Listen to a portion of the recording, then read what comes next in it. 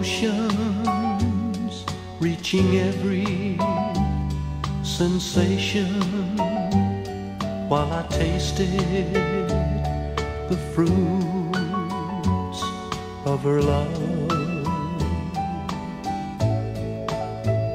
She was someone who meant nothing, just a friend worth loving, nothing more, nothing less.